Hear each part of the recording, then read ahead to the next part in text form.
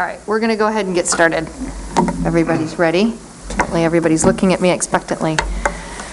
So we will call to order the Grand Traverse County Board of Commissioners special meeting for Wednesday, February 14th, 2018. If we could rise for the pledge, please.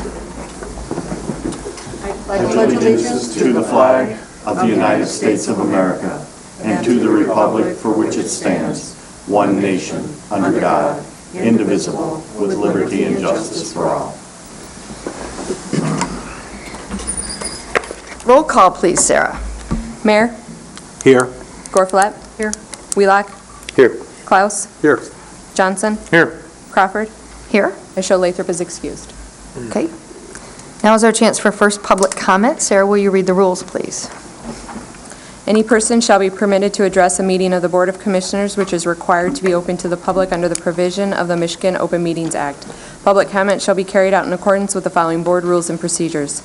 Any person wishing to address the board shall state his or her name and address. No person shall be allowed to speak more than once on the same matter, excluding time needed to answer commissioners' questions, if any. The chairperson shall control the amount of time each person shall be allowed to speak, which shall not exceed 3 minutes.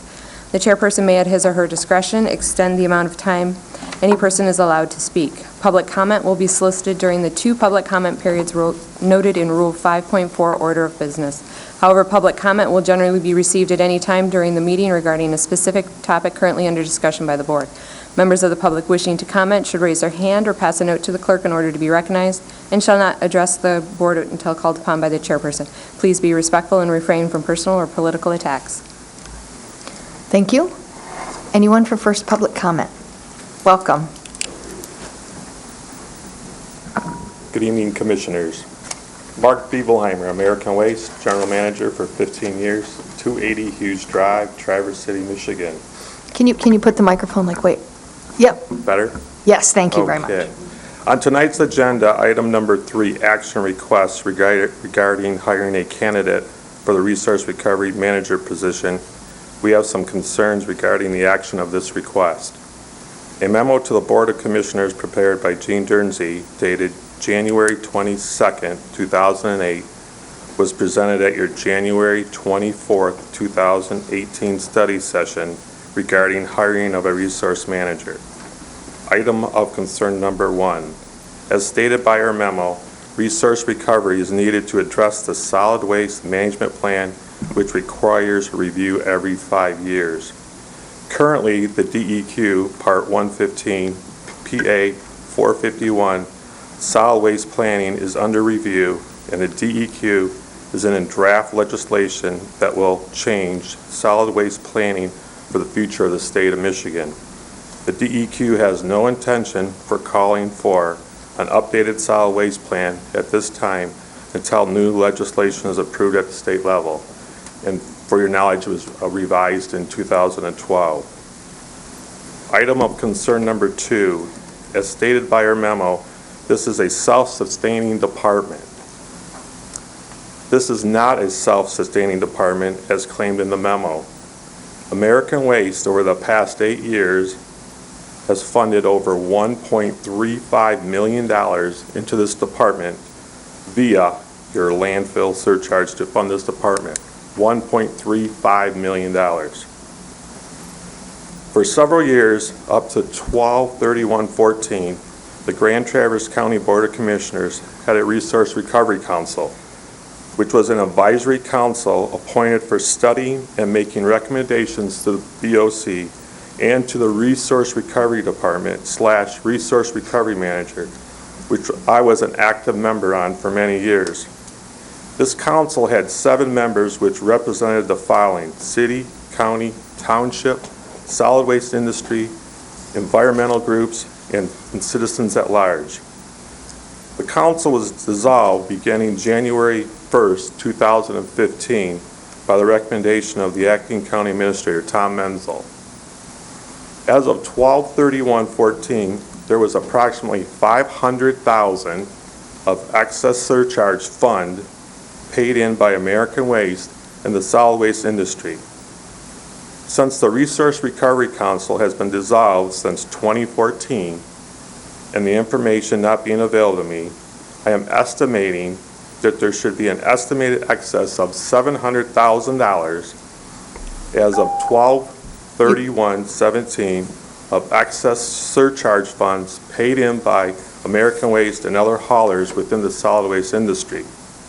Therefore, we are requesting that the current surcharge for 2018 be reduced from $1.50 per ton to 50 cents per ton, and at least $600,000 in excess surcharge be refunded to American Waste and other haulers within the solid waste industry based on the actual amount paid by each hauler over the time frame within the next 30 days. Thank you. Thank you. Anybody else for first public comment? There's nobody out there, so. Okay, we will move on. We don't have on here approval of the agenda. So moved. Okay. Is there support? Support. Okay, discussion? Madam Chairman, I would like to have a discussion if we could, and Chris is going to have to tell me whether or not we can add it to this agenda because it was a special meeting, a discussion about the recycling facility at Lafreniere. Can we add it today, or does that need to go next week? If you could, just give me just a minute, let me pull up the board rules. Okay. Let me look at the rules. So why don't you just go ahead and I'll let you know what the board Okay. rules say. If it's possible, I would like to have some discussion about that.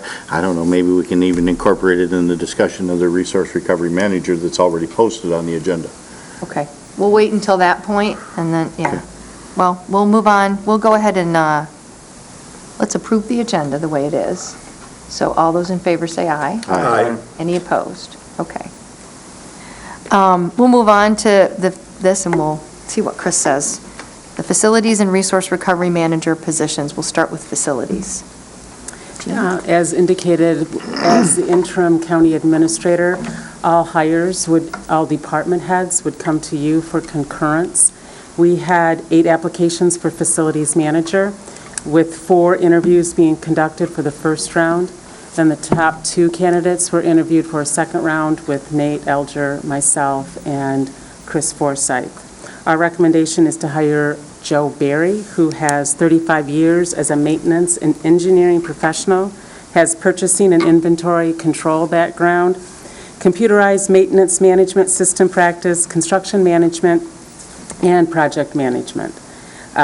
He currently works and lives in Grand Traverse County. The position is a non-contract exempt employee and is a department head, and that level is 55,536 to 69,437. And he has all of the qualifications. He can hit the ground running, and it's our recommendation that you authorize us to be able to negotiate and offer a letter of employment to Mr. Berry. We can start with discussion and have a motion after. Yeah, I mean, Go ahead, Bob. I have no reason to refute that, so I mean, I'll make the motion. Okay. Support.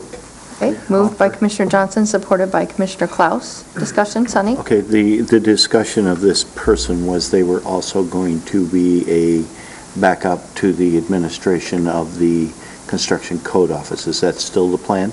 It is still the plan, yes. And have we figured out how we incorporate those 2 jobs together? This position would be the deputy building official, and he has the qualifications. It would take him about a year to get to being the deputy, but it would be the succession planning that we're looking for. And most of his work will be on the capital improvement plan that we have right now, but he does have the qualifications on being able to be the deputy building official.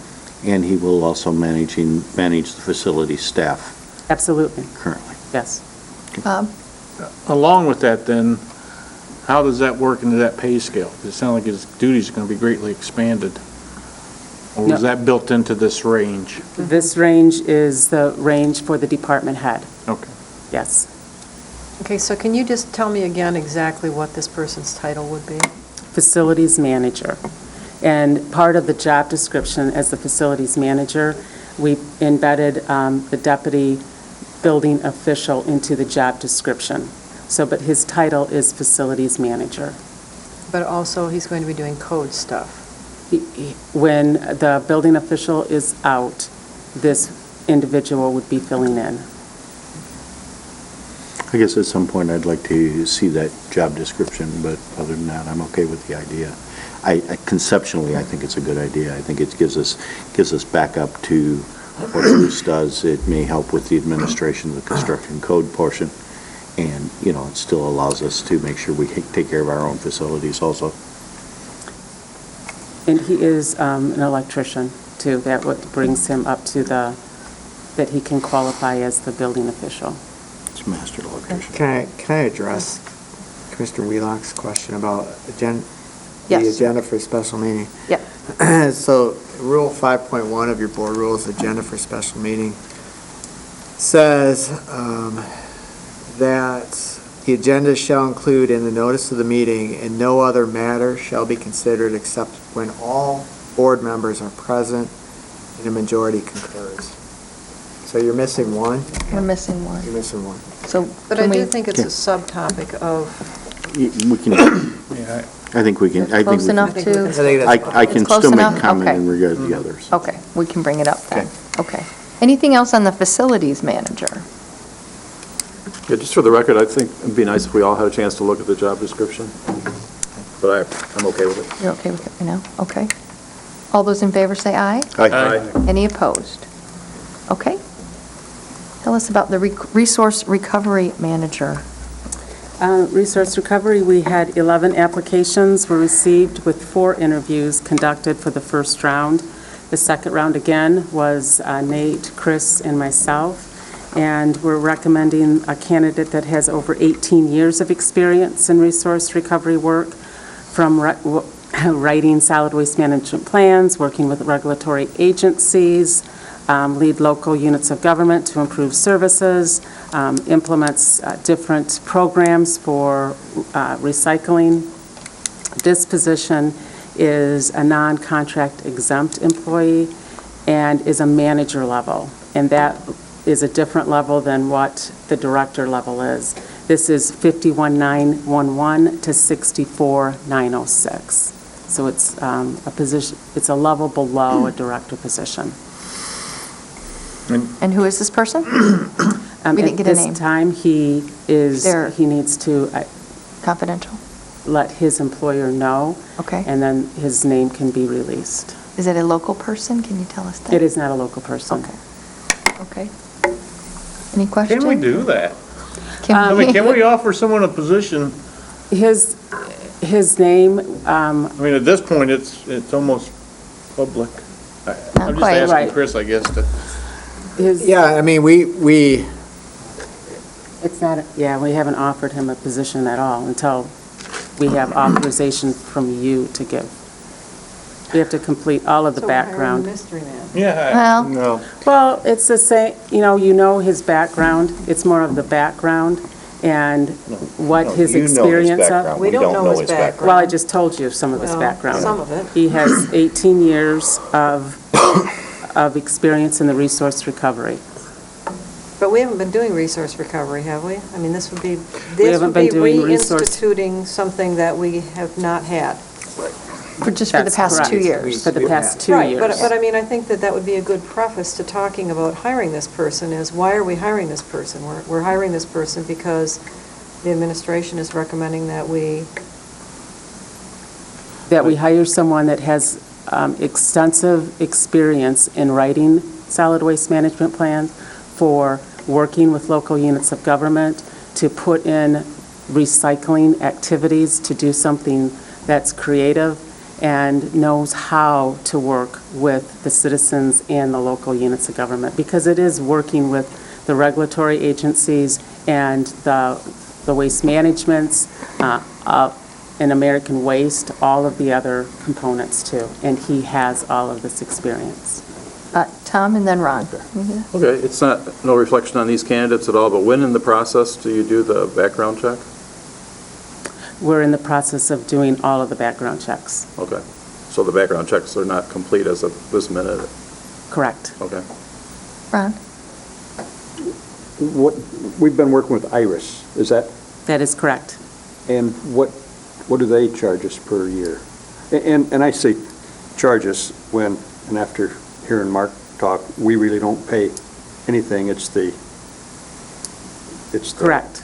American Waste, all of the haulers Trust an agency Right. account. pay for that. It's a self-sustaining, because it's just like a service fee. The other individuals. So what's Iris, what's their fee? What's the contract price for Iris? And what do they, We can get that what do for they, you. what do they do for us? What are we going to get out of this person that we don't get out of Iris? You're gonna get somebody who has expertise in reviewing, amending, rewriting your solid waste master plan. With Sarah Archer from Iris has told prior administration that she would not be willing to do that unless there's an extra charge. Or maybe not even willing to do that because it's not her expertise. I'm not sure exactly what she said, but I know that they don't provide that service. And it goes back to prior board discussions of, we have state law, we have Part 115 of NAREPA. We're out of compliance with state law because we don't have a resource recovery department. And my conversations with Christina Miller, who's the point person from DEQ, was that yes, under our solid waste management plan, resource recovery is our point person for solid waste planning. We don't have that. So by all means, if the board wants to continue with Iris and not go down this path, I think it's within your discretion. But also understand you're not complying with state law, Which we haven't been doing for the last 2 years. which you haven't been doing for the last 2 years. And what I've been hearing at board meetings is questions about why do we license haulers when we don't have enforcement and we have some type of liability? Why do we have tipping fees? Why do we do this? Why do we do that? And so from more of a long-term thing, is it important for the board to really have somebody in-house who's thinking more of your plan and what your appropriate plan should be for this community? And again, you don't have that with Iris. You have Iris providing more the day-to-day solid waste planning, but not the strategic end of things. And looking at your plan and saying, you need this or you don't need this, and here's why. Bob, and then Yeah, Cindy. I guess my impression is right now, they're just managing the Collection and collection is at this point. Right. Am I right? So we're gonna step up and try to get into this other requirements. I mean, I guess, to me, that would be the way to go, just for what the gentleman there was talking about. If we've got a lot of funds sitting in there, we may look at, adjusting fees or whatnot. I mean, I don't know what all he was talking about here, but it would be nice to know about some of that, because, if we have an excess of funds that just sitting around, it does seem kind of silly to be charging more, I guess. Sonny? Anyway. Well, having spent probably 15 years on the Resource Recovery Council before it was eliminated, and having been part of the rewriting of the last 2 solid waste plan amendments, there was a lot of discussion when this department was eliminated, for lack of a better term. One of the concerns and one of the discussions that was simply a matter of, what are these people going to do, or this person, at that time we had 2 people, what are these people doing 40 hours a week, or 32, or whatever the full-time rate is at the county. It was deemed that, with, Mark and American Waste construction of this multi-million-dollar recycling facility, we didn't need to separate things as much. So we didn't need to do quite as much educating of how recycling actually happened. We had a lot of support in the community to do recycling, and our recycling percentage rates were very high at the time. And Mark probably knows what they are off the top of his head. I don't, but I know they were very high compared to the state and the national average, we were doing a very good job of it. But it came down to a discussion of what does this person do every day? Yes, we have to rewrite a solid waste plan once every 5 years. Let us not forget that according to that state law, the state is supposed to pay for that, but they haven't had any money to do it for a long, long time. So the last 2 rewrites that we've done have been done in-house with the county participating and paying all the bill. So, that is what it is. But when the requirement was written that each county unit have its own solid waste plan, the DEQ was responsible to pay for the creation of that plan. That didn't happen, So, the discussion came down, and I said at the time, what I needed, and the 2 individuals that were here were both very qualified at what they did. They had 2 different portions of what the department that they did. Kim did the education piece, and Bob did the administration piece. I said what I needed was half of Bob and half of Kim, and I'd have been perfect with a 1-person thing. Although I personally don't like 1-person departments, So there was a lot of discussion that was gone through. I opposed the surcharge from the time it was instituted 25 years ago. So, that is what it is. But the bottom line is we have a significant amount of money that has been collected in tipping fees, disposal surcharges, whatever you want to call them. We have a solid waste plan that requires the licensing of haulers, and a solid waste plan that requires the licensing and approval of disposal facilities.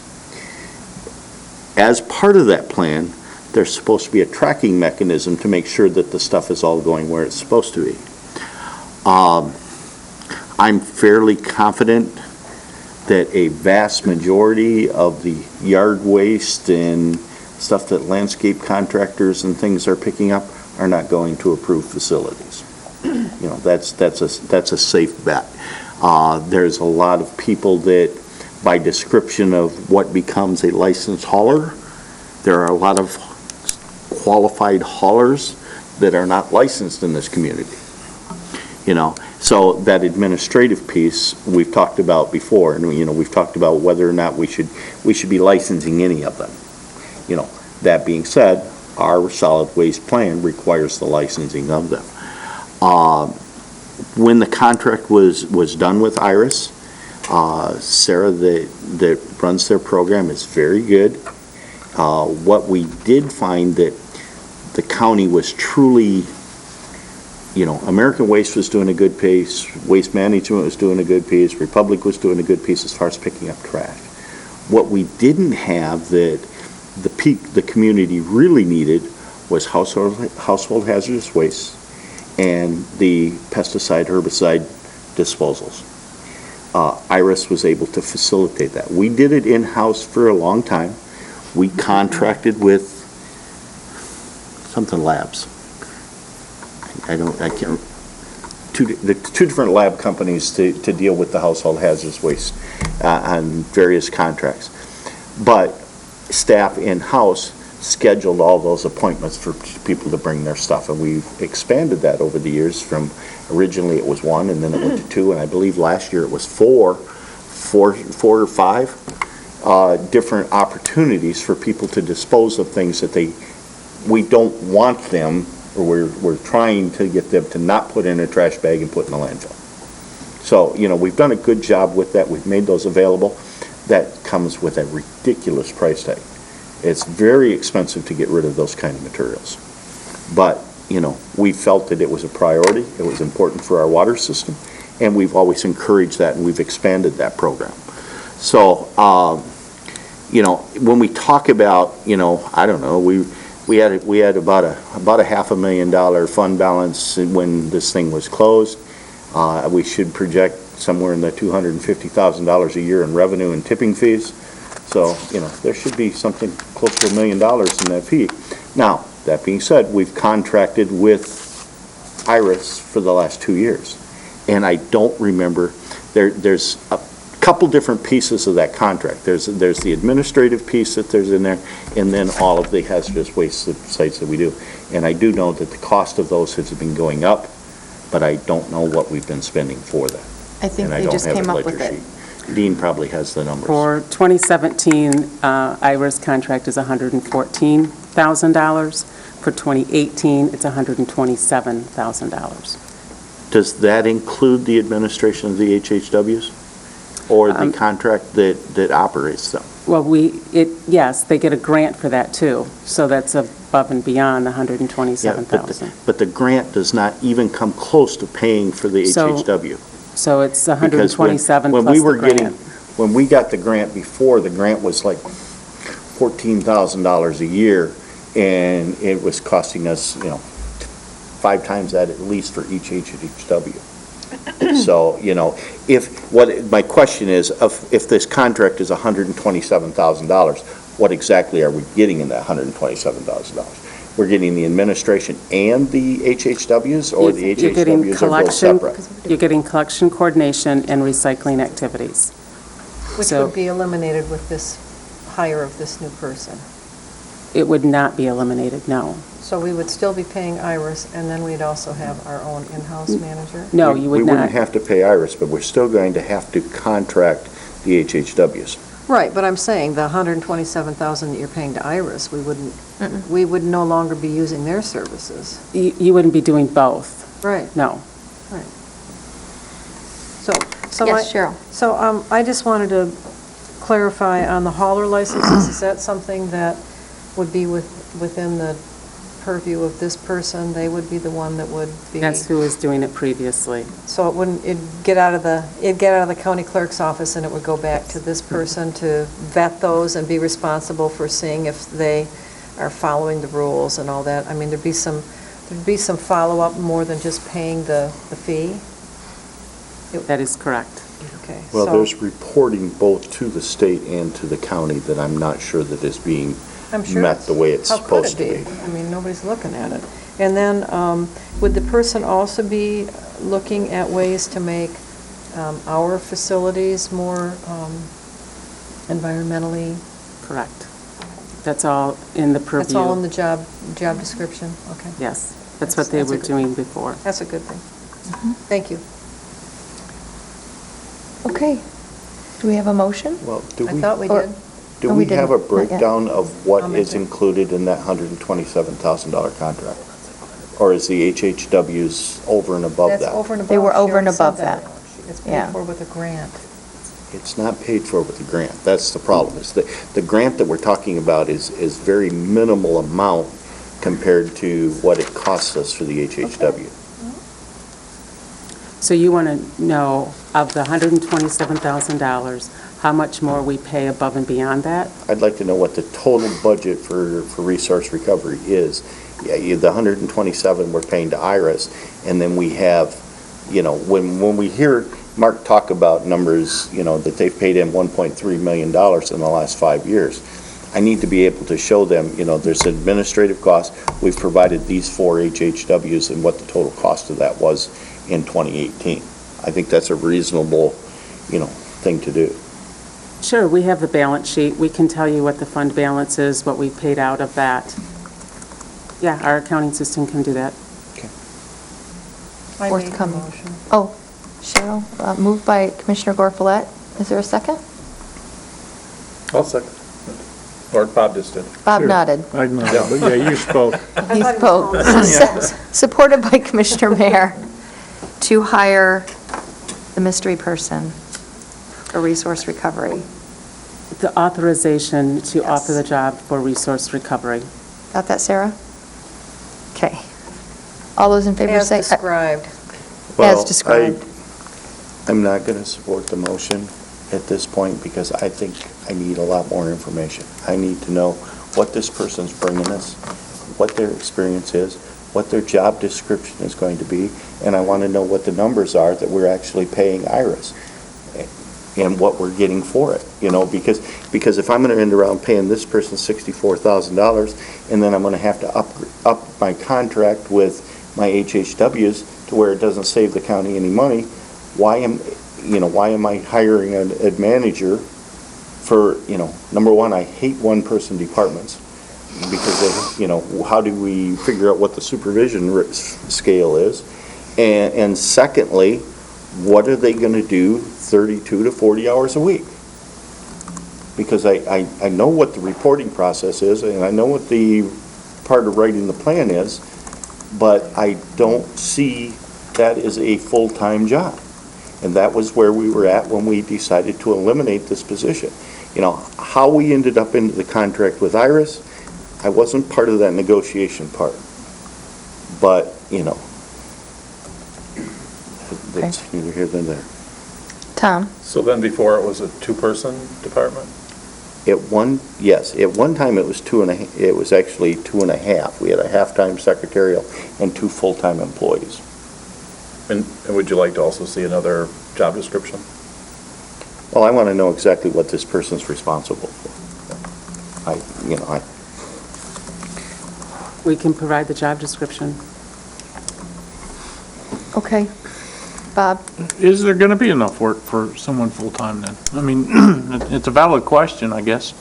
Do we think there's going to be enough? I know they're going to rewrite the plan, so once they're done with that, though, then what are they doing? Well, it sounds like they're going to do all kinds of things. I mean, they're going to provide accountability to all these hauler licenses that we're given out, that we're supposed to be checking to see if they're actually hauling what they say they will, if they're dumping What what is they that, say. 40 hours a week? That's what, Well, I don't know, but we've sure authorized an awful lot of hauler licenses, I can tell you that. They're also going to be, organizing these hazardous waste collections and maybe doing more of them, because I know that the ones we have now don't capture all the hazardous waste. People are always being told, no, we've reached our maximum for this collection. They're going to be working with all of our county entities to try and figure out efficiencies to meet, better recycling and more efficiencies. Seems like it's a full-time job to me. And the education piece, too. The education piece, working with all of our haulers that are the big haulers with contracts. Tom? Could we just table it to the next meeting? It's just a week away. What do you think? It's up to the board. Would we lose the candidate? I'm taking my direction from the board. This seemed to be an important component for you, and in the summer and August of last year, you wanted to move forward. So before we posted this position, I took the direction from you. If you want more information, that is absolutely fine.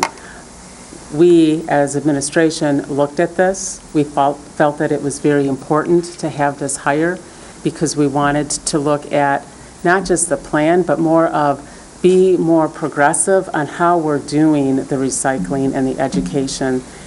There's opportunities that we can offer, but we can put that in more succinct and provide the job description to you along with the budget.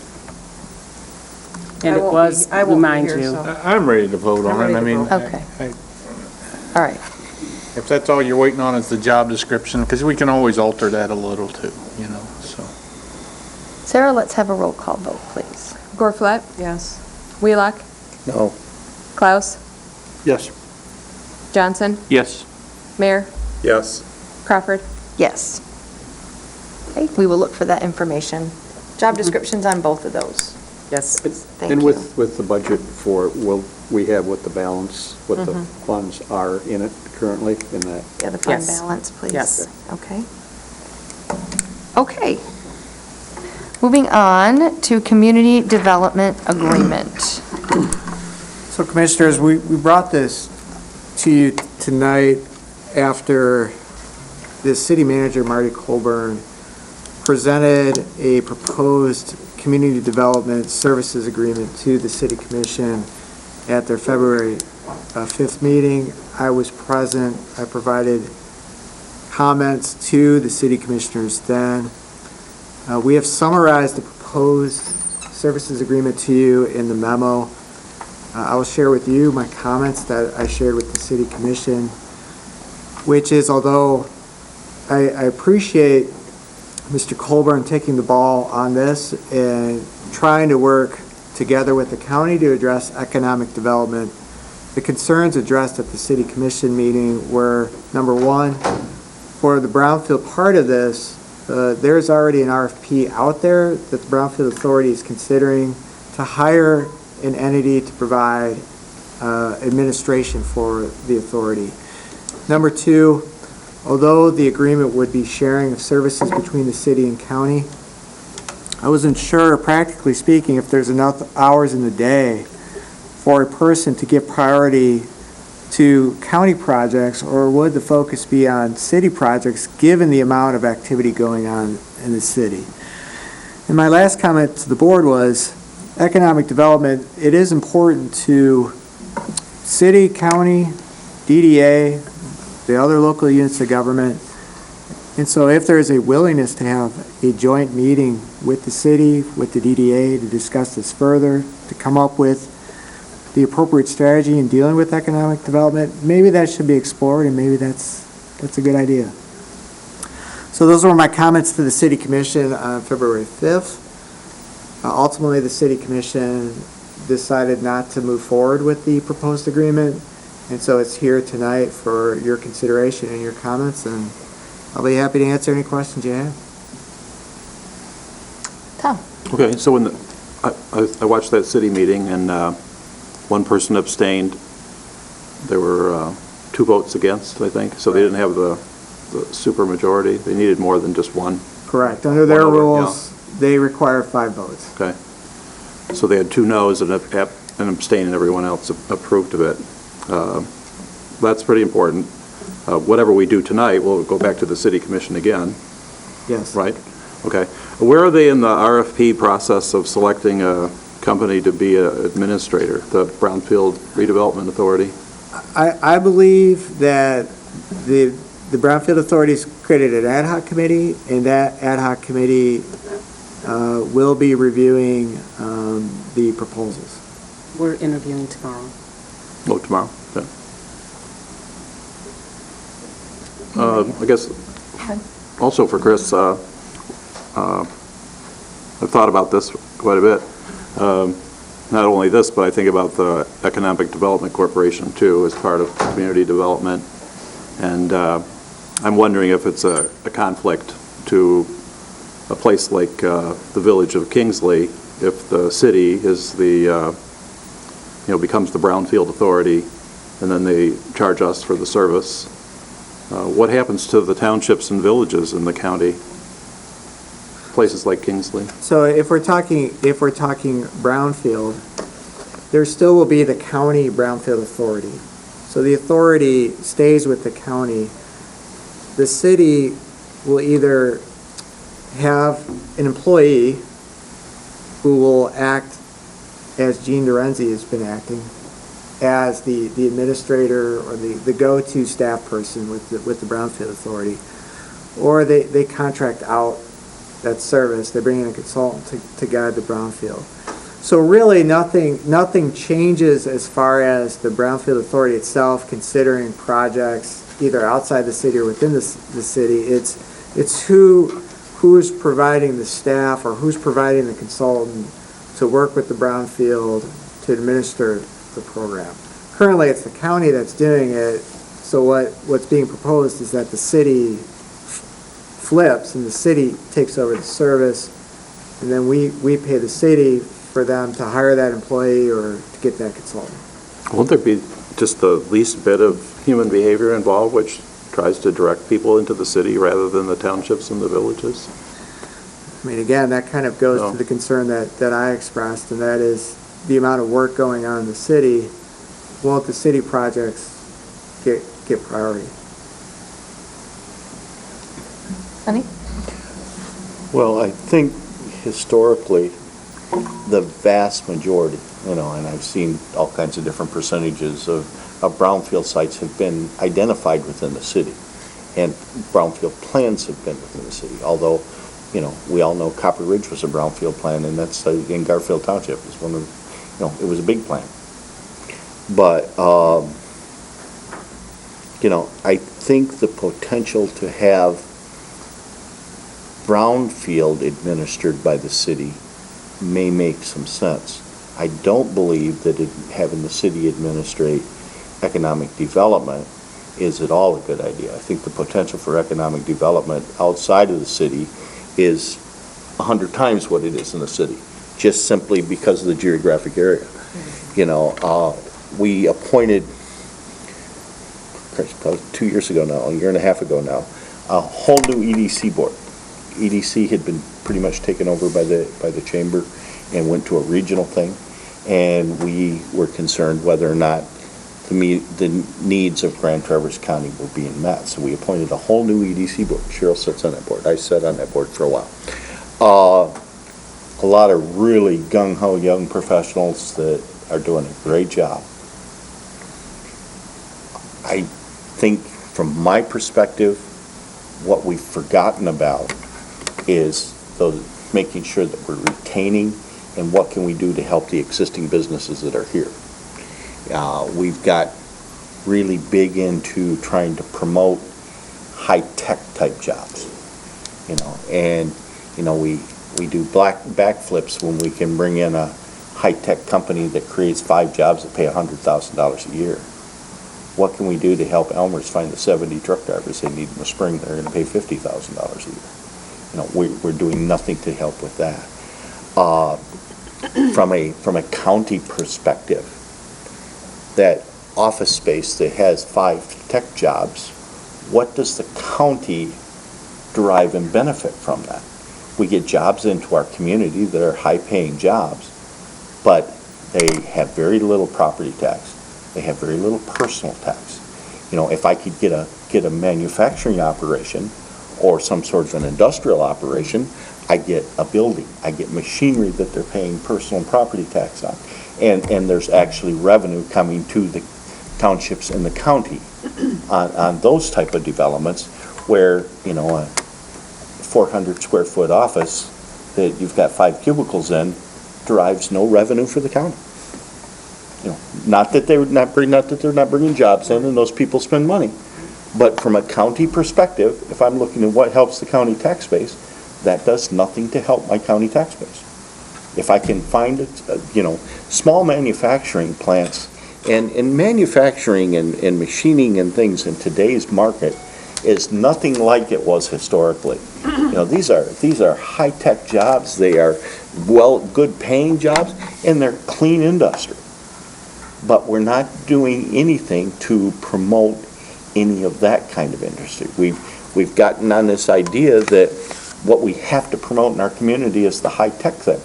You know, we see it in the ticker, we see it in the paper, we see it on the news. You know, we want these high-tech jobs. You know, and you know, they're great jobs if we can get them, but we're only going to get 5 of them. You know, if I can get a manufacturing plant to come in, a machinist plant to come in. I know a gentleman that has 2 robotic machining equipment that run 24 hours a day. He can't find people to begin to even come in and check the parts that are qualified. And those are good paying jobs in a very clean industrial environment, but he can't find any help. And we always talk about, you know, and I've talked about the fact that our local biggest export is well-educated young people. We send our kids to college and they can't find a job to come back here. But let's promote those jobs that have enough quantity that we can create jobs for those kids to come back to. You know, we get so excited about these 3 or 4 or 5, half a dozen high-tech jobs that we're going to create, but the numbers simply aren't there to create the jobs that we need. Of course, you know, the next piece of that is you have to figure out where you're going to get the job for us. Because I don't care what business you walk into right now, every single business I know is looking to hire help. And yet people continuously tell me they can't find a job. So, it is what it is. But I believe that the county needs to be the controller of the economic development piece. I think our potential to do economic development countywide and as part of a region is way more than the city has the ability to deal with it. Go ahead, Cheryl. Jean, what does the city pay us for Brownfield? Nothing. So you provide all of the brownfield services, For the whole county, yes. and the city hasn't contributed anything because it's mostly paid for through grant money, is that? It's legislation, so legislation, depending on how many projects, is what you collect. So Grand Traverse County in the Brownfield program can collect $175,000, Okay. and that pays for the staff. And that means that you can only work on brownfield projects and brownfield activities. So if we were to hire, if we were to contract with someone to do consulting to handle our brownfield activity, that would be paid for out of that money? Correct. Okay, so that, we wouldn't need an employee, we could find a consultant, because frankly, the county brownfield piece, right now we have the Food for Thought project, right, that's going on in Long Lake Township. Correct. I don't think is there any other ongoing? Just the village at Grand Traverse Commons. Sure, right. But, so, I mean, our exposure would be pretty limited right now if we were to say, city, you can take over brownfield. Yes. Yes. I would echo Sunny's position with regard to the economic development piece. I too believe that we have to figure out a way to make the county, make it work for the county to maintain that piece. I don't know what it looks like, I don't know. You didn't really give us a recommendation on that, did you? For the community development piece? For us maintaining the EDC? No, Yeah. no. I'd like to see a recommendation on that, because I would like to see it stay in the county, for the reasons so eloquently recited by Sunny. Very eloquent. Yeah, right. And passionate. Anybody else? Is it a coincidence that the $175,000 that we collect is equal to the number in number 3, the 165 plus 10,000? It's specific. Yeah. It's not There's no coincidental. coincidence, Tom. There are no coincidences. Just, That's exactly what it you know, is. I think there's a good reason for saying stuff like that, because Yeah. Yep. because then we know exactly. So that's why I sometimes sound that way. If the city doesn't find that what they're doing it works out, and they hire an employee, have they looked at what that employee would do if they weren't running the Brownfield Authority? And I know it's not for us to say what other government bodies do, but do you suppose they would post that job and advertise it and make it an opening that anybody could apply for? The city of Traverse City? Yeah. Typically, all of their positions are posted and open. Yeah, I'd just like to say that too, because at another point in history, that might not be true, that somebody would post a job if they find their ideal candidate. They're a little less likely to do it because they think they already found the candidate. I'm not sure if the public thinks it's a rule, and I don't think the government follows the rule necessarily, so I'd like to bring that up as well, that it was something that we're involved in indirectly, that, we hope that other government bodies post jobs, go through the process. Just a point of doing business. Anybody else? Are we going to move on this, or are we just Do we need gonna- any action? No. We don't have to do anything, Thank do you. we? Okay. All right, we're going to move on. So, can I just Yes. ask one more question? Sure. So based on what we just did, which was a short discussion about something, I think it's pretty big, actually, what will go back to the city? Will they do something different, or will they vote on what they voted on already, or what are they going to do?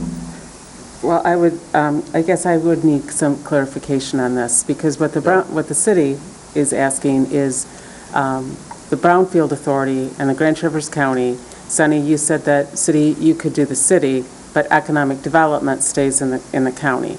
So the Brownfield Authority and the ad hoc committee, which Ron Klaus is on, is interviewing consultants tomorrow.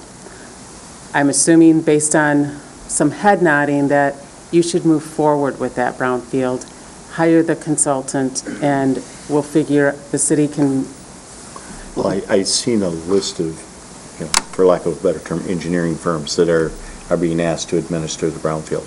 I think that makes a lot of sense to me. I think that does. I somewhere I read the list of people that, have applied for that, and that makes sense to me. There's so much engineering and environmental discussions that go into creating a brownfield plan and administering a brownfield plan.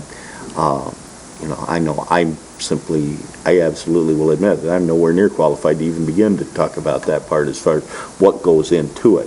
I've read a lot of brownfield plans, and I've seen a lot of brownfield sites, and they do work, but there's so much engineering and technicalities that go into the creation of that plan. Is it and going to be administering. tied to that 175? I mean, are you thinking about hiring someone who would charge more than what the plan? I don't think so. I wouldn't, $2,000. no. You don't know, or you don't think so? I wouldn't plan on hiring anybody for anything. Yeah, because, I mean, Jean 'cause it's gotta isn't fit. an engineer. I mean, God love her, she's got But- great credentials, but, I mean, she did the brownfield for years, and she's no mechanical engineer or any kind of engineer, period. So I appreciate what you're saying, but what I'm suggesting is, do you need an engineer? I mean, maybe that's your ideal, but what you need is somebody with a great work ethic who's going to do the work and who's going to get it done, so.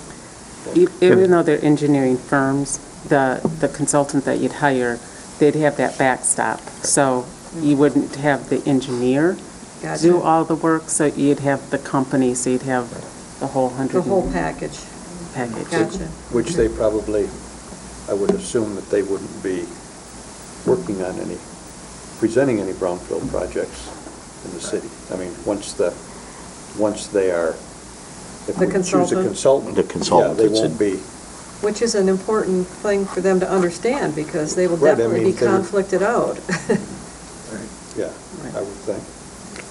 Tom? I guess the other thing about the contract with the consultant would be the term. Do you know the short or the long distance of the term that they would want to do a contract? Did it say that in the RFP? It probably did. We would be negotiating that, so probably 2 to 3 years a term, with the ability to always have a termination clause. Yeah, I guess because I don't know how that would work out, and we've been running this way with somebody like you running it, which I know is like perfect as far as I'm concerned, the way that you've been doing it. The county runs their own show, rather than a consultant, kind of adverse to consultants. But I would go on the shorter term if possible, so that we could try it out, not dive in too deep. And have an easy way out if the contract, We may find we can save money doing it. yeah, we may, but we don't know. No. And I got a feeling, I put it on the record, that the Economic Development Corporation, the EDC, has a feeling that they want to also go towards being allied with the city more than the county. So I think that should be out there. That's how I feel when I listen to it, that they have a feeling about allying more with the city than the county. That's what it looks like. I would say that the EDC and some of the very vocal proponents of that are absolutely more in tune with those high-tech jobs and their involvement with the city than they are looking at the community as a whole. At least that would match the emails and the phone calls that I've got. What do you need us to do today? I've heard it. Okay. So I think that is enough you to heard be able enough? to. I have. She told me earlier. You can she say didn't you've heard want to hear me anymore. Okay, Okay, yes, I'd like to talk just a little bit, as long as we're talking about resource recovery. we were. I kind of skipped over. With Chris's clarification, I want to talk about the recycling site at Lafreniere Road. Do that, or Couple- did the time Couple months pass? ago. Is that okay, Chris? or no? Yeah, go ahead. Is that okay? All right. All right. We'll go 2 back a months- step. 2 months ago, the County Board of Commissioners passed a resolution authorizing American Waste to move the recycling facility back to Lafreniere. We all remember? Okay. Gene and I met with them up there. I was late. I admit that, I was late. So I ended up meeting with Mark separately, and I met with Josh separately. And, we talked about where they were going to put them. I thought that site was It was fine. Backing up a step, when the recycling facility was at Lafreniere before, and Grand Traverse County was paying $250,000 a year for those sites, they had 4 35-yard containers there. What they've put up there now, they notified the county, and they put up a sign that effective, January 12th, this recycle site at their Hughes Drive facility will be moving to Lafreniere. What they put up there now is 10 brand-new 10-yard containers. Bright red. Bright red. Everything American Waste has Viper red. I Right on the can road. verify that. They're very visible. I was through that parking lot twice today. At one point, there were 4 cars there unloading recyclables, and the second time, there were 5 cars there unloading recyclables. It's being used. It's my understanding that American Waste received an email from Gene last week through Sarah that they had to have them removed out of there by Friday. And I don't know of any reason why that would happen. I know for a fact that this is not a violation of anything as far as Garfield Township is concerned. I was told it was a Garfield Township one. I talked to both the planner and the supervisor in Garfield Township today, and they told us that we are not bound by the requirements of their zoning on this facility. We did not get zoning permits for that. We are not bound by them. It's I ugly. think, what's that? It's ugly. I think that people are appreciating the fact that they're easy to get to. Well, Wendy, I had something. Commissioner Wheelock, if I can comment on that, Okay. is when we presented this to the commissioners, we identified specifically that it was similar to what we had previously. So we were looking at where should we put this on the Lafreniere lot. When we went out there, it was considerably different. There's 10 bins, and that affects the health department, which is our primary responsibility for the Lafreniere site. When there was 10 bins at American Waste, that's a materials recycling facility. And the health department is not a material recycling facility. If there was 2 bins, if there was 3 bins, but 10 bins is completely different. I get that we want to have recycling available to the citizens. It benefits the citizens, it benefits American Waste. But we need to think about our primary service at that facility, and that's the health department. And that impacts how they're doing business. How? And if I can finish, Okay. Commissioner Wheelock, if I knew that it impacts Wendy and the health department in advertising for what they're doing, you need to consider the pros and cons of that. I did not know that February 12th was the deadline. That was never identified to me. It was identified to the previous administration, but not to me. So, there's recycling bins out there. I am asking for them to be removed until we can figure out where's the best place. We looked at Keystone. We said, can we look at the brush drop-off? That's not good enough. Well, can we look at this site? That's not good enough. Just because it's a paved lot that has place to have 10 recycling bins does not automatically think that it's okay. We have to look at what our primary operation is. And Wendy is here too. Yeah, can we hear from Wendy, please? Sure. So I will just say from the Wendy Hirschenberger, Health Officer at the Health Department, we were not made aware that the recycling was even going to be targeted until I was here at the meeting and you guys passed it. So we weren't even given opportunity to give input into the concerns. And I heard from several department leaders from the Public Services Building who had some issues previously. And then we have a large population of pregnant women and children and others who come there. And this is currently taking up about 1/8 of our parking, which those particular spaces aren't necessarily used every single day, but we do host a lot of regional trainings that benefit us. We don't have to do travel at the health department for all of our divisions. And when we have those, we need those parking spaces. We've worked for 5 years to get the parking and everything figured out between our staff and the dental staff and the Emergency Operations Center. Everything is finally kind of going where it needs to be. And then we were told we might get 1 to 4 dumpsters, and then 10 show up. And we had no notice. We didn't know it was posted on their website. We didn't, from the health department. We didn't know there was a sign. I literally had driven around Sunday night looking to see where they put them instead of at the facility, because I knew they had to end up somewhere, and then they just kept coming on Monday.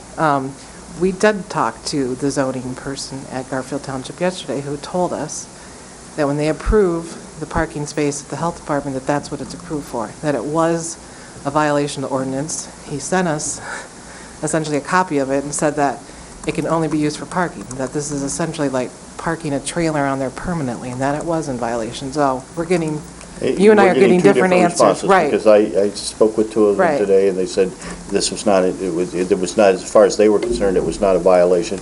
Right. Now, they said that they had not received any complaint where they would investigate a violation either, but based Right. on what we were describing, he didn't think it was. So our primary concern, I mean, obviously, public health, we encompass environment too, so I understand the importance of recycling, and we're all for that, but in the building that it's currently in front of, we do have, again, it's the safety is the concern, and the loss of the parking for us. Cheryl? I guess, I don't know, I guess I take a lot of heat for being too detail-oriented when I question, but on that one, I had this vision in my head that the dumpsters would be behind the building so that you could drive in and, drive to the back of the facility, and that's where a logical location would be for some sort of a recycling unit.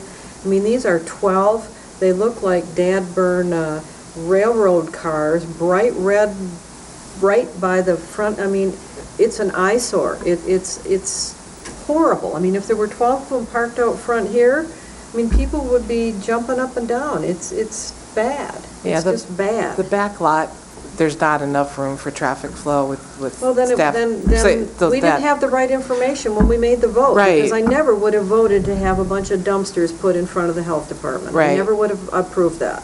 And I would say when you were talking about I've talked to the person from IRIS, and I think that bringing resource and recovery manager back to the county would be a good idea, because they would look at all the aspects. Because kind of the message I got, it seemed like they were really focused on the best location for the public, which I understand, the best location for American Waste, which I understand, but we weren't taking into consideration in our needs and what our operations are. And so, and also apparently they didn't do any work on looking at the zoning. So a more comprehensive look, and I think we could have had a better discussion, and we're trying to help find other locations, and certainly I'm on board with wanting to keep the recycling, but this is not probably going to work long-term. Tom? What about just fewer ones there? Is it all or nothing, or can you put fewer ones maybe a little more to the north side? We asked that, No. and they said, the response from IRIS was that they could not, because that would mean that it would be more pickups and there'd be more stuff overflowing. Well, So More we did larger ask that. trucks through there during the daytime. and how many were there, like, several years ago when they used to be there? 2, 2. and that was what was There was presented 4. to the board. There was 4 35-yard containers there before. Well, then move it to 4, Sonny. Why But 10 is inexcusable for us to do that. And that's what I'm saying is, if we knew it was 10, that's what I would have presented to this board. Okay. But that is not what I presented to this Well, board. and maybe what we do is, Mark's here, we can ask him if they can use a fewer number there and take up less spaces, One of our problems is, they're already set to do their construction thing. They notified the county that February 12th was the day. They're ready to move forward. I don't think we can tell them, we've told the people we will continue to maintain these. We have to remember that American Waste is providing these recycling facilities to our community at no cost to us, which was new. 5 years ago, we were spending $250,000 a year on those recycling sites. So that's new to us. whether 10 is the right number, whether 4 is the right number, 6 is the right number, we can have that discussion. But I think we at least owe it to American Waste to leave them where they are until spring, or we identify a different place to put them. I think you owe it to the health department for us to have some input into the Well, process. Okay. there's Before at Ted least show a up. third to a half of the parking spaces were available in that lot this morning when I drove through there. Well, I'll You know, tell you, I I'm was not- there That 2 was weeks ago today. to get a shot, and I couldn't find a parking space. Yeah. So, Yeah, that I mean, you was can- at 10:30 in the morning. You can't base it on one drive-by. I'm not saying I am, but, you know, this board passed a resolution to authorize them to be moved to Lafreniere. I don't believe we can tell American Waste they have to take them out of there unless we can identify a different We were place for given them. misinformation, Sonny. I never would have authorized 10 dumpsters in front of the health department, Yeah, ever. it was, Ever. I think that it was not, I didn't understand that it was going to Yeah, be we 10 were dumpsters also- right in front. We were also assured that they would be there and have them emptied in the morning prior to us opening at 8 every single day. And their target would be earlier. And the very first day, they were well after 8. And I understand they had a safety meeting for their staff, but, you know, that's like two things. It's just the communication isn't happening. It's frustrating on our behalf. We've probably spent my assistant, an entire day dealing with this week. That's not health department business. So what would be an acceptable compromise? Ron has an idea, doesn't he?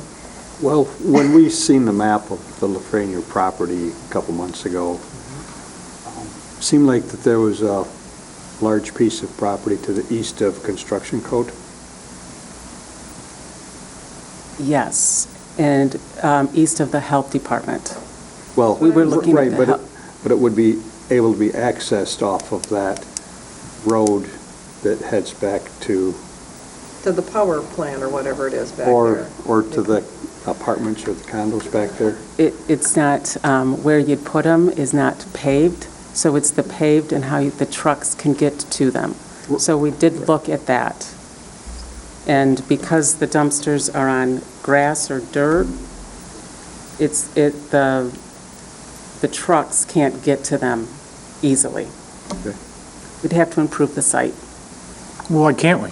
Okay, Why well, can't we take some of that extra money that we have in resource recovery now and build a pad out there for, seriously? And there's other alternatives, you know, we can look at other sites, you know, when we discussed it, we talked about it going in front of the Public Health Services Building or the Public Health Department building. You know, that's what we discussed when we passed the resolution. If we want to look at other sites, that's perfectly fine, you know, I just don't know how you're going to do that today when they're already there. You know, one of the sites that someone mentioned to me along the way in some discussion, and I don't even know who it was what about if we put them by the septic treatment plant? That's a pretty large piece of land with, you know, truck traffic already, so it's got heavy duty, you know, concrete and asphalt, and, you know, maybe we can look at that. But again, it's going to be real hard to do that when there's 3 foot of snow on the ground. And we've come up with 3 or 4 options. We had a group of us that, you know, trying to problem solve. We're not trying to necessarily throw an obstacle in front of it. No, Yeah. I guess my biggest point is, you know, I'd like to hear from Mark about this a little bit, is, you know, maybe we can talk about the reduction of the number, but I don't see how we can tell them they have to have them out of there by Friday unless we are willing to provide some other alternative place to put them. Mark? If you don't mind, thank you. Okay, do you have a thought for us, or? Yeah, well, I'd like to just summarize how this all arranged. On January 18th, we met on site with Gene, Josh, and Paul, my supervisors. I was leaving for Mexico the 23rd. Talked to Gene, we were on site, we said, okay, this will be it. She said, okay, we'll talk about it Friday, that Friday. Called Gene, left message. On January 22nd, Monday, called Gene again, no response. Left, I was leaving for vacation. On January 23rd, I had Josh, my supervisor, I said, stay on this. He put 2 messages into you, and again on Wednesday, no response. On 1:30, when I was in Mexico, heard nothing. I had Sarah Archer send an email stating that we needed to move the sites by February 12th. that we needed to give proper notification to the residents that we're going to move to Lafreniere. We sent that email out on 1/30, on what date, on Tuesday, 1/30, sent it to your office. Heard no response. On 2/7, I talked to Sarah again and said, have you heard anything? No response. So at that same time, at 1:30, on the 1:30 email, we commenced the sign. No news is good news. The only time that we heard any response from your office was when they were there. So we tried and tried and tried to communicate what was going on, Gene.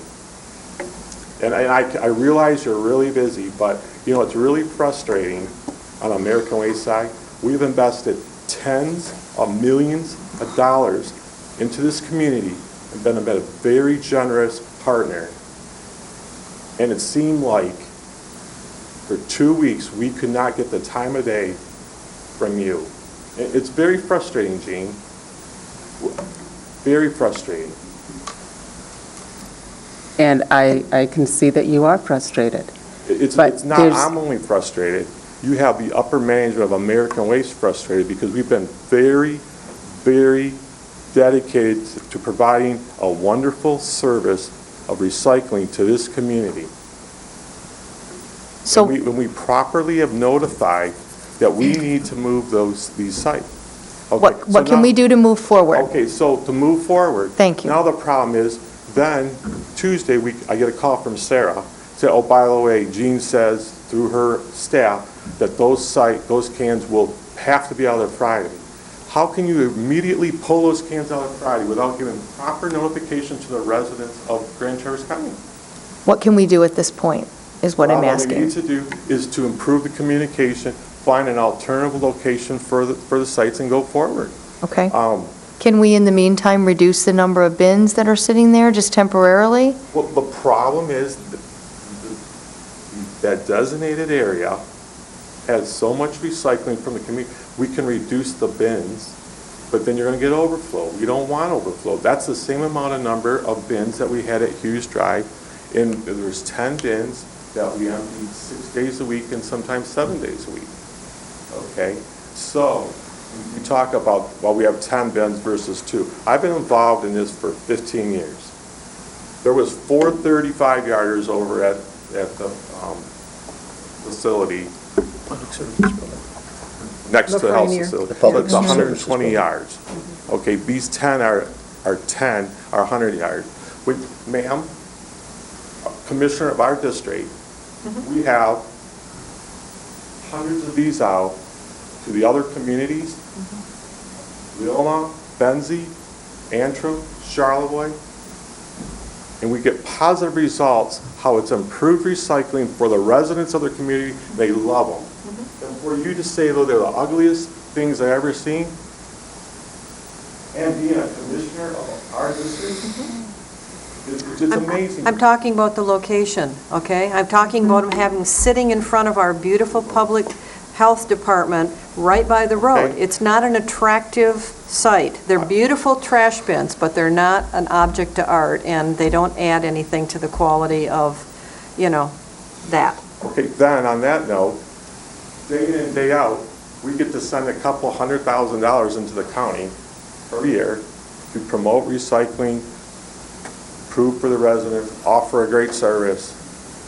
And so you're saying now you don't like it at that location. Those containers were at that location. Let me just. Hold on. Okay. We're not going to argue back and forth. And I'm not going to argue back. I'm not going to that. argue back Okay. either, but I am going to take exception to your perception that I am not appreciative of your service, because I am appreciative of your service, and you have been a great partner. And that's why we've had this partnership as long as we have, because I think it's been a mutually, obviously, American Waste is not doing this because you're benevolent. You're doing this because it's good business. Am I correct? Is it good business for you to do this recycling? It's a part of the business that we have to do to offer to the residents. Right, and it's good business, It's good correct? business. Okay, and so it's a positive for you, and it's a positive for us, and I thank you for that. Okay. What I don't thank you for, and not you personally, but I personally find the aesthetic of 10 large red dumpsters in front of the health department to not be aesthetically pleasing. It's not a slam against American Waste. If it was Waste Management, if it was Republic, if it was any other, I would have the same opinion. It's not, to me, it's not attractive. Okay, I So, appreciate that. and I think that Okay. nobody's disputing All right. Your value. the value of it or anything like that. But I also think nobody is disputing the fact that it's also hindering operations at the health department. And we're going to have to come to some sort of an agreement here as to what we can do so the health department isn't hindered in what they're doing, and we're still honoring our commitment to keep these bins somewhere. So, Bob, I say leave them there till you find a spot. Leave all 10 there and find a But I location. You think- can't piecemeal moving a couple here and Right. there. Finding a location needs to Let's solve be- this problem yes, in mass. and it needs to be quickly to find a new spot as best we can. And I mean, if you want, if we need to, my concern is you just can't say, okay, you're moving those bins Friday, because you're gonna have 200, 300, 400 residents. Yes, if you need to find a different location, we'll find a different location jointly. But, I mean, it's gonna take some effort. I mean, if, let's explore the septic facility. Well, hold on, just, Tom, go ahead. Oh, Maybe we can contact the road commission. We did, Yeah, what'd they say? Okay. no. Okay, So it's close anyways. well, And Well, they don't have place outside of their fenced-in lot No. that they could put them. I will work with Mark, Please. yes. and I have always worked with you. So to say that I'm unresponsive, I will take exception to that. And this happened not just on January 18th, this happened way before I started in this position. So Yes, yes. I am just sticking up for myself because I do not like to say I'm unresponsive. I'm very responsive. You were in Mexico for 2 weeks, 3 weeks. You have left 2 voicemails, 3 voicemails, and I'm sure you've left voicemails for my staff too. I will talk with you. I've always talked to people that come to and ask for my service. I represent this board, and I will continue to do that. So In let's defense, leave the, we've submitted what- the application, I mean, we asked to have these relocated, back in October, November.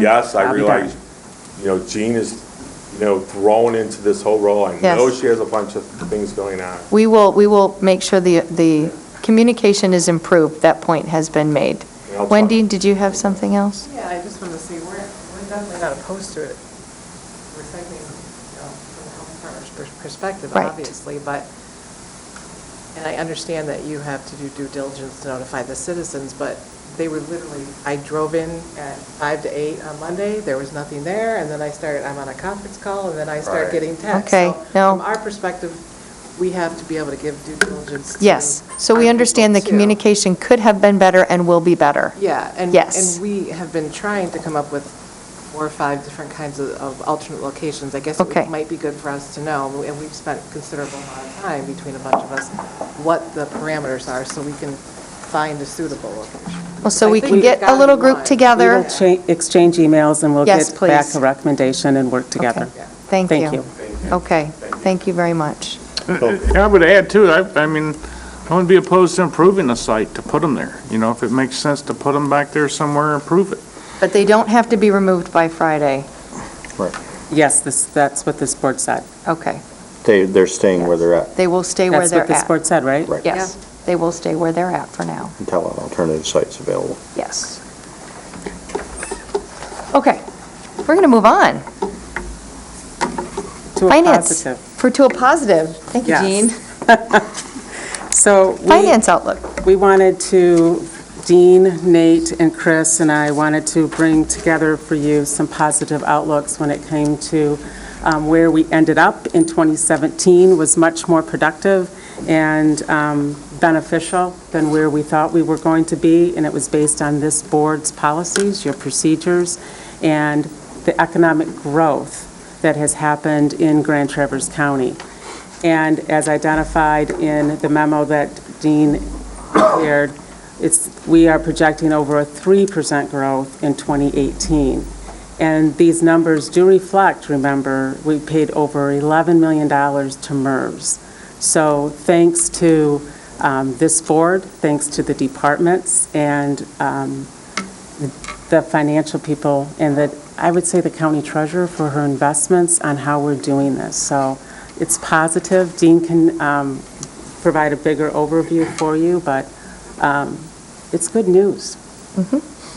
Yay. Questions before we have All our right, so I overview? just assume that we've got 5.6 million that we can use right now. Is Is that that, understanding right? Dean? Not exactly, because some of that fund balance is tied up in loans that we have made to other, it's not cash. The 11.3 million is your fund balance, but fund balance has different components. What we were trying to show here was, okay, you have more than enough to be at that 15% target. The amount that's over the 15% based on, and this is your general fund, everything revolves around your general fund. At 12/31/17, we have approximately 3.8 million of the 5.6 that is what would be considered, as far as the accounting terminology, non-spendable, which means that it's not cash. It is an amount that we have loaned to townships to pay off bond payments. It consists of an amount that we loan to our septic treatment facility to pay off their bond, or 2003 bond issue, and it's some advances that we have made to some of our own funds. And the other component, in the last 5 years, we paid off some of our own building authority bonds, which we continued to make the lease payments back to our building authority. So from last year, 12/31/16 to 12/31/17, that non-spendable amount has actually been reduced by $1 million. So we are getting that number down. In 2018, the non-spendable amount, it's 3.8 million at the end of at the end of 2017. An additional $750,000 comes back to us in payments. We're continuing to pay off the amounts that we loan to the building authority to prepay or to pay off bond issues. And the reason that we did that was because those bond issues were costing us 4 to 5% in terms of the interest component on the debt. We financed or refinanced the septic treatment facility bonds for the same reason. But those funds are coming back to us. And as Jean mentioned, the note at the bottom is very important here. You had planned on, in your 2017 budget, to use $2.9 million of your fund balance. You're only going to use about $1 million of that fund balance based on what we're seeing right now and projecting. That's a very good thing. Your performance, your actual performance, is better than what you budgeted to do. And as Jean mentioned, you made your payment on the pension, you made the additional payment, and your general fund included $8 million of payments to MERS, the additional payment and your normal payment. You also made a $250,000 payment to MERS for your OPEB retiree benefits. So all good news. The revenues were quite a bit higher than what were budgeted, primarily property tax revenues. Our interest revenues are starting to exceed or to be better. For the longest time, our interest rates were negligible. The treasurer has been able to invest some of our funds at 1.5%, which is, things are improving. So on the expenditure side of the budget, because your budget has two sides, we're actually going to come in under budget, but slightly under budget, because we actually, in 2017, you reduced some of your expenditures to appropriate additional funds to other funds that would be used in 2018. So your budget performance, based on the plan for 2017, was very favorable. considering the payments that you made too towards your largest liabilities. Bob? So bottom line then is we've got 1.8 million. As you said, the 3.8 we can't touch. Correct. In that 5.6 million that's above the 15%, you would have that amount that's cash. Okay, 1.8 million. And we're working to make that number higher as we speak. So this board will need to address if we want to put that into OPEB, which we need to get up or risk sanctions. Is the administration going to come back with a recommendation? After the close of the 2017 books, yes. Good. That'd be great. Thank you. Okay. It's all good news. Smile, Dean. Sorry, I'm not feeling good today. I'm sorry. Uh-oh. Glad you're over there. If I get the flu, Dean. Anything else on the financial outlook? No. Okay. We'll move on to second public comment. Does anybody in the audience have, there's nobody left, really. I have a comment. I wanted to recognize the Grand Traverse Band of Ottawa and Chippewa Indians. Today, they released over $2 million toward the removal of the Sabin Dam. And they, along with the other charity partners in that project, are going to make it possible for that whole project to go forward. And so I just want to recognize them for their commitment to the dam removal process. They're very good leaders in that respect. So, yes? And let's not forget, we had a couple of pit bulls here on the previous commission that wanted to make sure there were minimal county dollars involved in the dam There removal. are minimal county dollars Yes, involved. so they were successful. There are minimal county dollars, Yep. but there are, They have done, the CRA has done a wonderful job yes. of getting the And there are. funding for that. And the band has really stepped up for that. Okay, we have, do I have to say anything special for the public or for the closed sessions? Yes? Quick Yes, question ma'am. regarding the closed sessions. If, I have a request, if it's possible to do the Laura Green matter first, and then the Jesse Williams versus Grand Traverse, if that's possible, that would be great. That's fine. Okay. And do we do them both? We don't have to come back and then go back in? Right. Okay. Madam Chairman, I would move that we go into closed session to discuss with counsel Jesse Williams versus Grand Traverse County Sheriff's Department and Laura Green versus Grand Traverse County. So, just so we're clear, for the purpose of pending litigation. I thought I said that, but maybe not. Okay, for the Okay. purpose of pending litigation.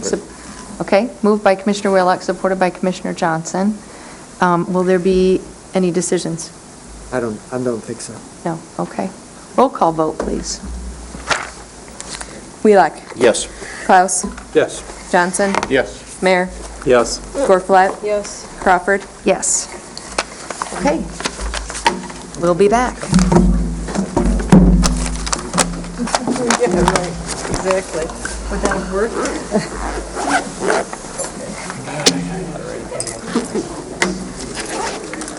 Do you have an estimate as to the time frame for these? Oh. Okay. Yes, sir. Right. No, right? No decisions. Yeah, no decisions.